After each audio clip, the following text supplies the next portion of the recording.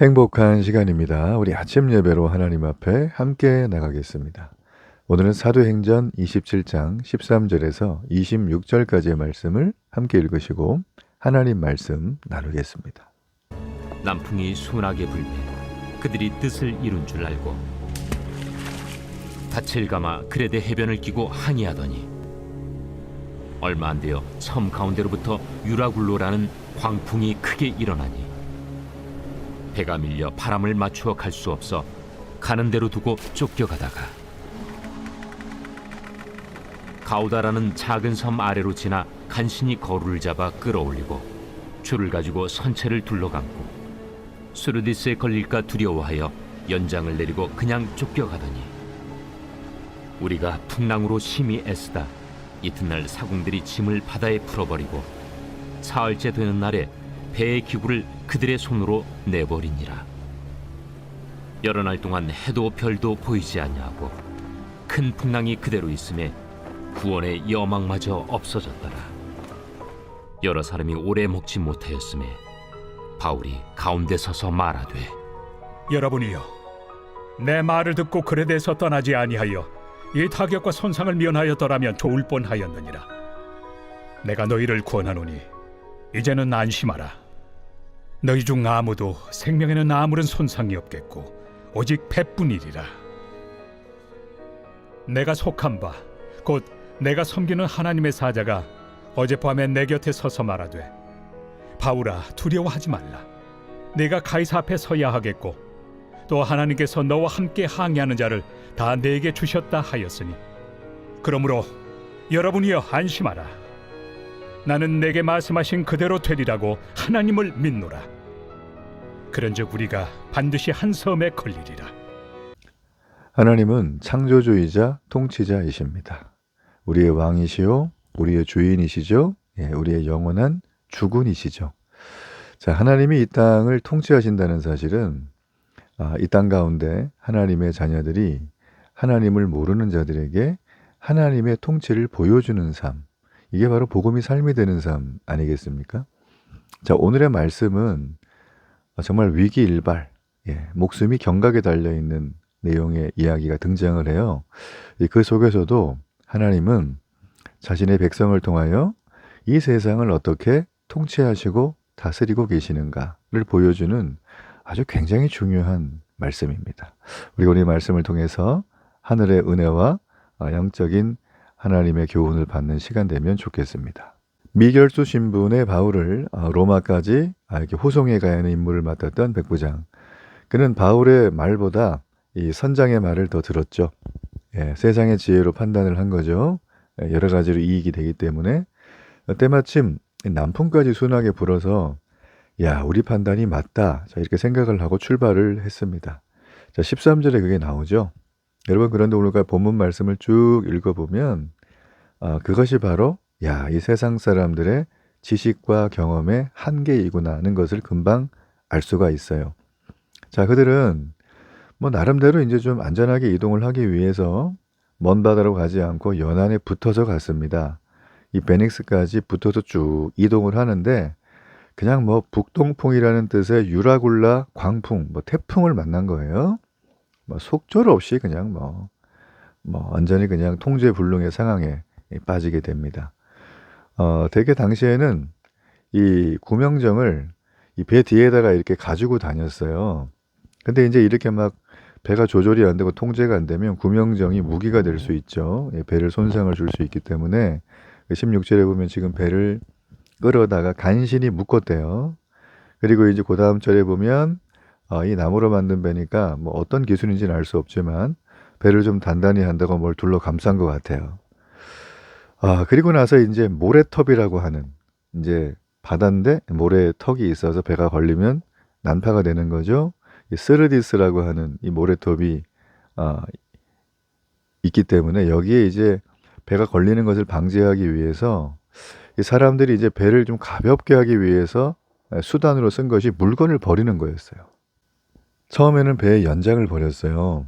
다음 날이 되니까 배의 화물을 바다에 던지기 시작합니다. 이 화물이 뭐죠? 곡물이죠.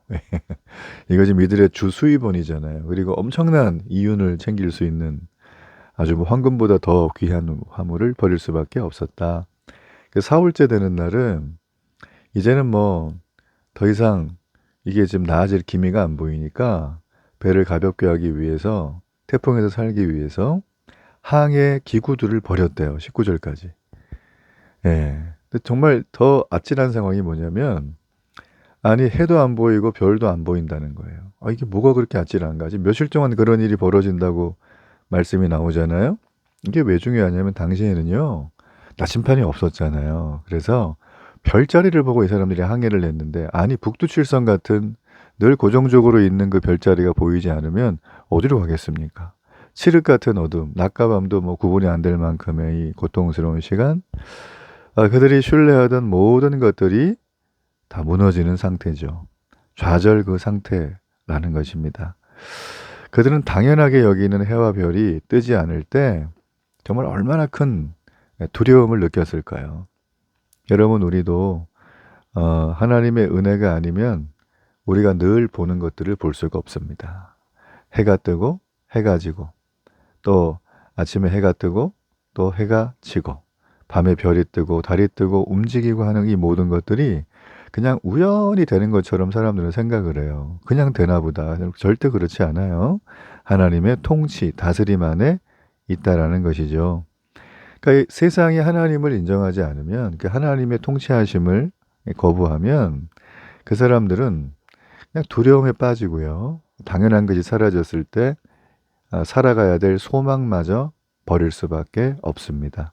이제 이들은 죽는 날만 기다리고 있는 거예요. 소위 말하면. 자, 그럴 때 이제 불현듯 어디선가 나타난 바울이 딱 등장을 합니다. 지금 이 사람 뭐죠? 죄인이에요. 미결수긴 하지만 이 압송당하는 중이죠. 그러니까 죄인, 피고인의 신분이에요. 여기 보면 말씀에 며칠 동안 먹지도 마시지도 못한 그런 공포, 그런 좌절, 두려움, 이게 막 아주 배를 엄습하고 있었어요. 선장도 있었고 뭐 백부장도 있었는데 뭐 누구 하나 맥을 못 추죠. 자, 이런 시기 속에 바울이 등장을 합니다. 바울이 금방 말씀드린 것처럼 이 사람에게는 뭐 힘도 없고 지위도 없고 권력이라고는 이 배에서 조금도 없는 사람이에요. 가장 낮은 사람이죠. 이 사람이 하는 말을 잘 들어보세요. 자, 이 사람이 먼저 나와서 무슨 말을 했냐면 내가 이거 항해하지 말자 그러지 않았냐. 겨울에 여기는 좀 위험하다. 내 말 안 들어가지고 이렇게 됐다. 이런 얘기를 했어요. 자, 이걸 뭐 탓하기 위한 것이 아니라 자기가 이제 무슨 말을 할 텐데 나를 좀 주목해달라는 뜻이겠죠. 21절에. 그러니까 하나님의 사자를 받대요. 전사죠. 바울이 사자가 그러는 거예요. 네가 죽지 않을 거다. 왜? 로마 황제 가이사 앞에 설 것이기 때문에. 그리고 함께 항해하는 자의 생명을 내가 보호해 주겠다. 자, 이거를 알려줬답니다. 바울만 들은 거죠? 우리도 신앙생활 하면서 나만 이렇게 주의 음성 들은 게 있어요. 나만 은혜 받은 포인트가 있어요. 내 인생에 변화시킨 하나님이 주시는 한 방이 있어요.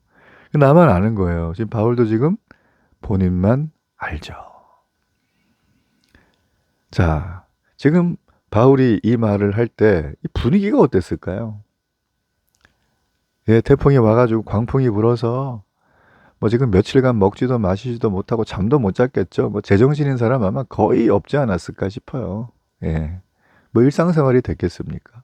자, 이런 상황 속에서 바울이 나와가지고 뜬금없이 듣도 보도 못한 바울이 믿는 그 하나님, 그리고 뭐 천사가 나타나가지고 우리 다 안전할 거니까 걱정하지 마라, 그런 얘기 했다는데 그 말을 믿고 막 할렐루야 하면서 경배했던 사람이 있을까요?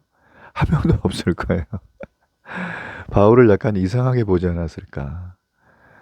사람들이 너 이것만 끝나봐라, 바울 내가 손봐줘야겠다, 이런 생각을 했을지도 모르겠어요. 여러분 잘 보세요. 뭐 바울의 말을 지금 들었지만 이 사람들이 믿지 않았을 거예요. 그렇죠? 그런데 바울은 지금 여기서 결정적으로 중요한 얘기를 하고 있어요.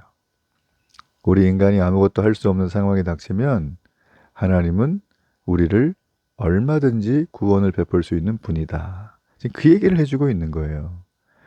그리고 지금 자신의 말을 받아들이지 않는 이 사람들이지만 하나님이 이 모든 상황을 통해서 자기가 말하는 하나님을 알고 예배하고 믿을 수 있도록 이끌고 계시다는 사실을 얘기해 줍니다.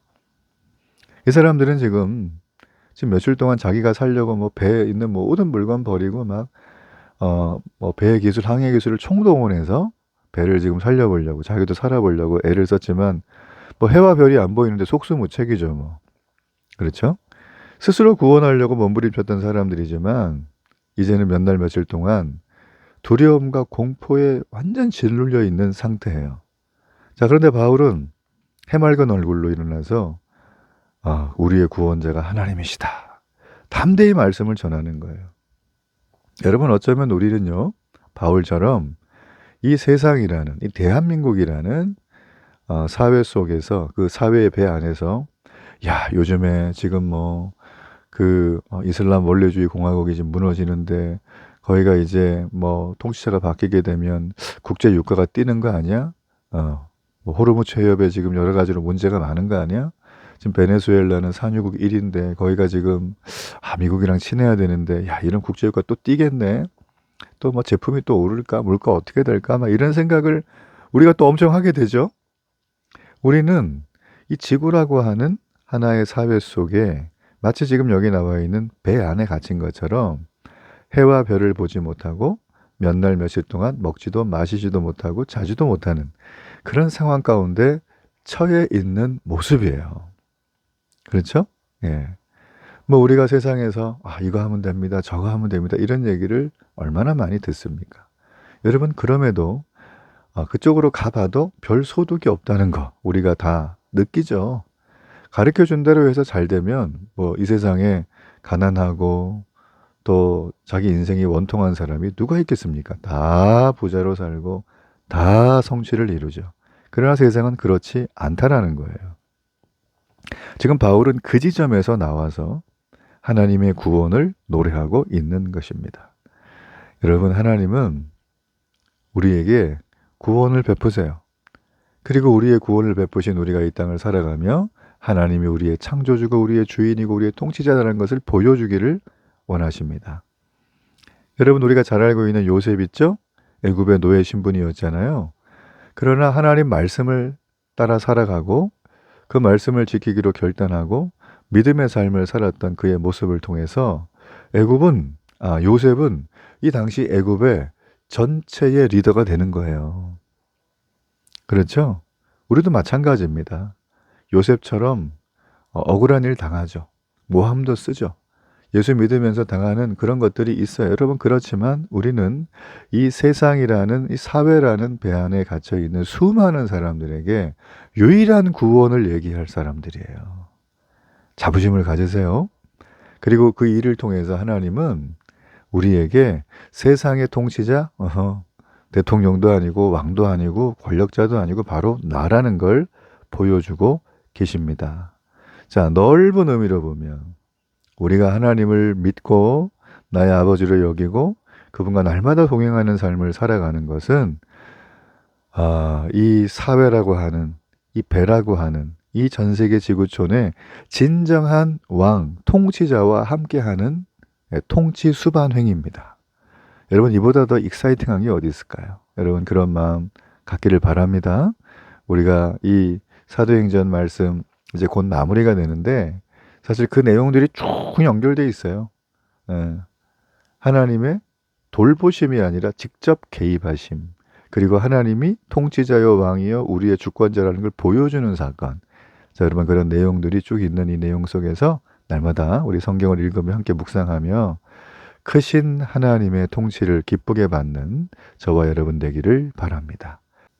결단의 기도를 드리겠습니다. 살아계신 하나님, 세상의 어떤 상황에서도 두려워하지 않고 믿음으로 나의 통치자, 나의 왕, 나의 사랑하는 아버지 되신 하나님의 손을 잡고 날마다 걸어가게 하소서. 예수님의 이름으로 기도합니다. 아멘.